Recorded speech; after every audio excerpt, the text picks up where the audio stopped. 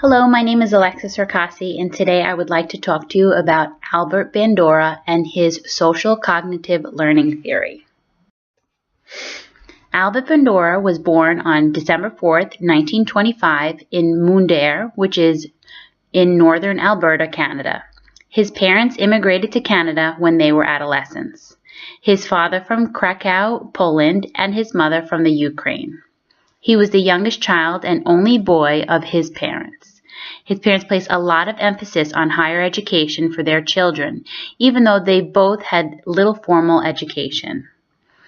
Bandura graduated in only 3 years with a BA from the University of British Columbia in 1949. He arrived in the United States in 1949 to attend the University of Iowa to pursue both his master's degree and doctorate, which were completed in 1951 and 1952. Since 1952, he has been teaching at Stanford University. In 1972, he was awarded the Distinguished Scientist Award from the American Psychological Association and was later named president of the association in 1974. Albert Bandura's research revolved around behaviorism and learning from others.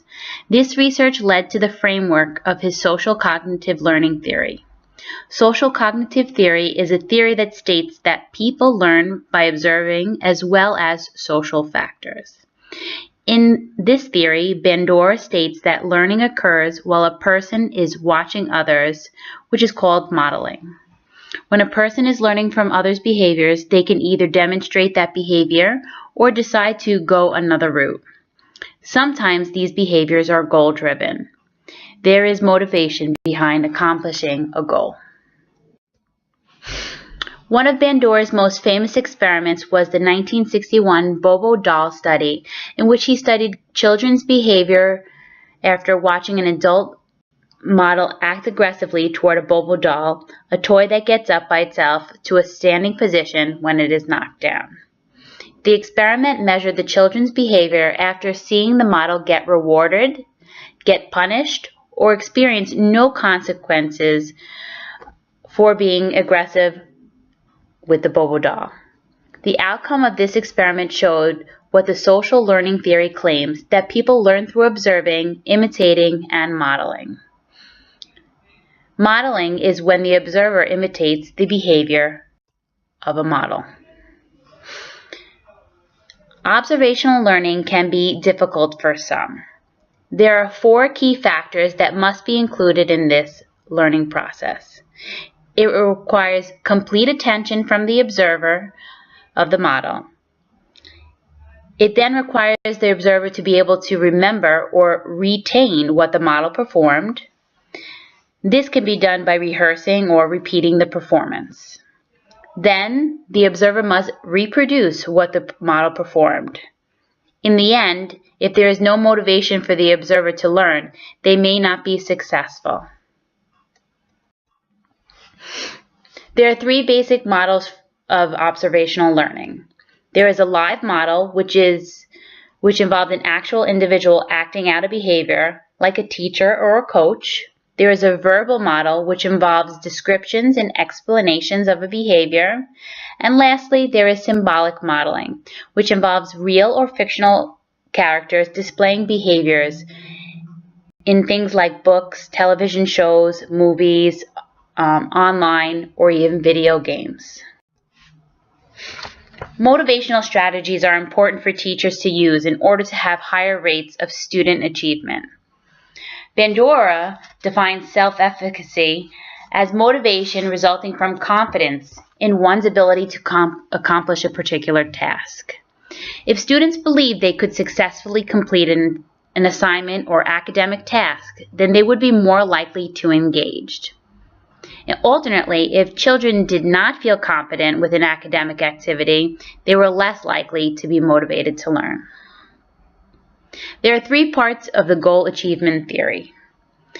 The things that motivate students are mastery of a topic, their performance, as well as social goals.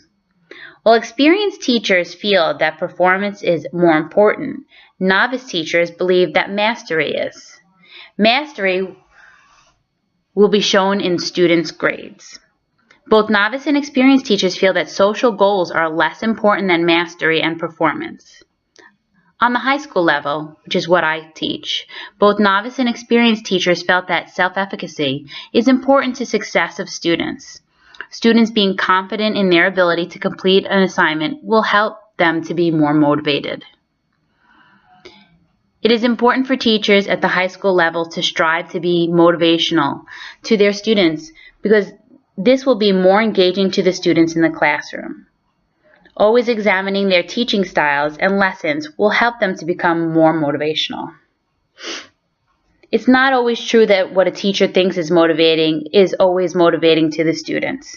Sometimes they may even need to ask suggestions from the students. Experienced teachers were found to have a better understanding of what is more effective regarding performance-related goals.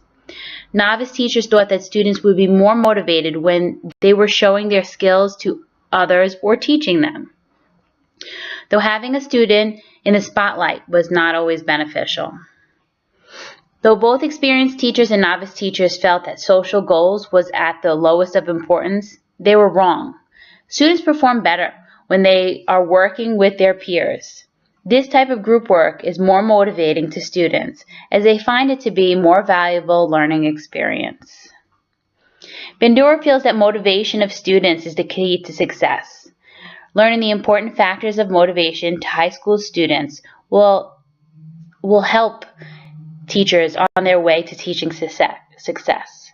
Knowing what works when geared towards motivation is one step closer. If you would like to apply some of this theory to your grade level, here are some suggestions. For the early childhood level, students being praised for good behaviors are noticed by other students who are not showing those good behaviors. So if students are running down the hallway and some students are walking down the hallway, praising students who are walking down the hallway will show the students who are running not to do that in the future. In the future, they will change their behaviors in hopes to be praised just like the others. At the elementary level, establishing class rules and procedures at the beginning of the school year is very important. Having routine is also very important. This will help students learn.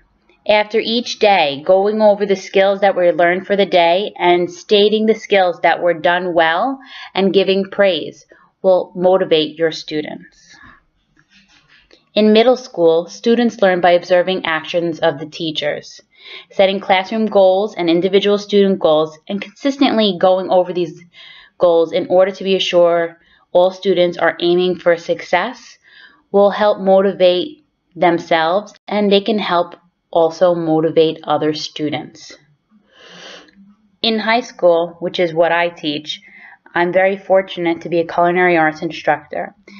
I do a lot of hands-on learning tasks, showing a student how to prepare a dish step by step and asking them to repeat what I had just demonstrated will help them become successful. Thank you so much for taking time out to listen to my presentation. I encourage any comments and questions that you have.